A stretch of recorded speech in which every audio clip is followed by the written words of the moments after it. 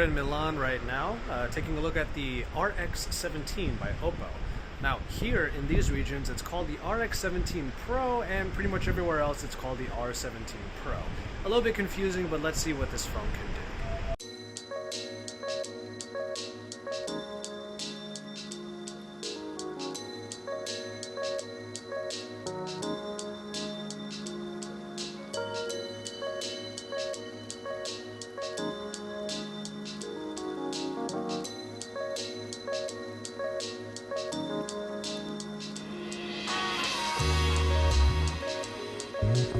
We're going to the OPPO event. Not that we have been writing about this OPPO phone the last 2 days. You know what? For having the phone for like a day, an afternoon, pretty much. My back hurts because I've been like writing frantically. Oh, you're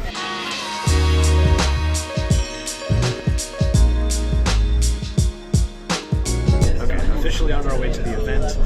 Just a quick disclaimer, just like with this shot right now, I am using a wide angle attachment, so you'll see that a few times here, especially when I do some selfie videos, so just bear that in mind.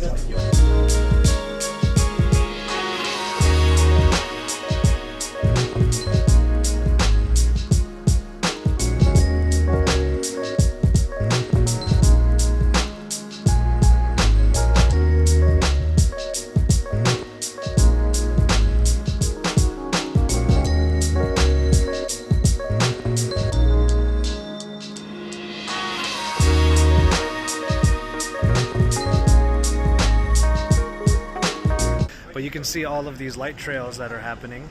Obviously that is to commemorate the color of the phone, the Radiant Mist edition, which is the one that I'm using right now to film this vlog.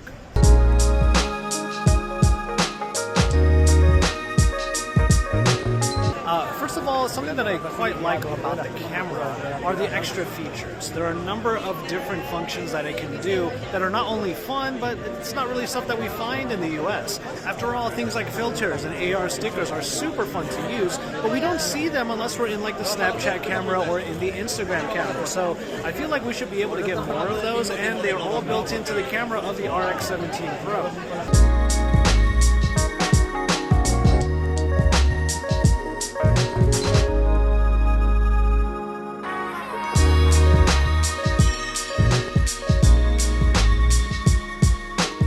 That was cool, I guess. And then they told us to relocate once that was finished. We have 15 more minutes until the actual show starts, I suppose. That was cool. Alright, Issa. This entire venue looks like your favorite thing about the phone. It's like a nightclub. It's beautiful. So what is your favorite thing about it? Obviously, my favorite thing about this phone is the gradient on its back. I've always said this, phones, they're all great, the function's sure, but at this point in time, I expect all phones to have like a certain level of capability, right? But added on to that, I'm very particular about how phones look, how they feel. And this phone, like I said on my hands-on, is not just a normal phone, it's almost an accessory.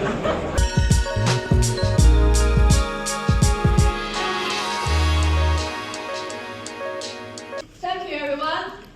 Good evening. I'm Andy, OPPO's product manager. It comes in two beautiful colors, the emerald green and the very original Radiant Mist. Alright, that should do it. The phone is officially announced, and I think this might be a good time for me to talk about my next favorite feature about the phone. I gotta say, it has to be the cameras. Now, I'm still testing it out. I'm going to give you my full thoughts once I do my full review. But the thing that I like about the cameras right now is that it marries a few different great features we're seeing on other phones.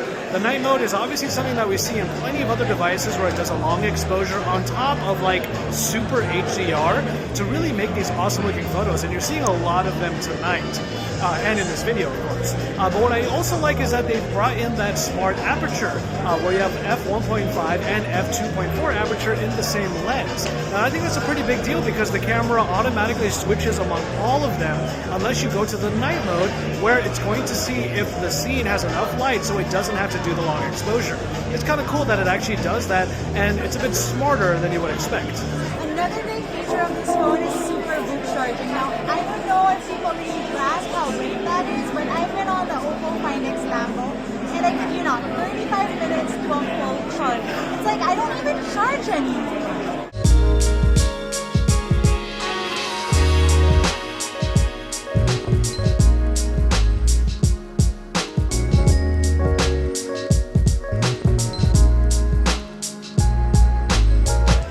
Now raining as we are winding down this event.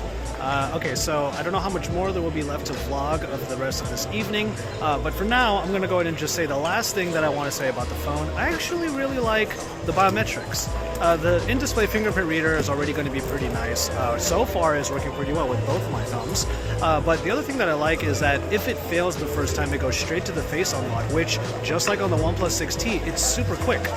So you have a couple of really easy ways of getting into the operating system, into Color OS, which I also wanted to mention was a really good feature of the phone, but I'll elaborate on that more in my upcoming review.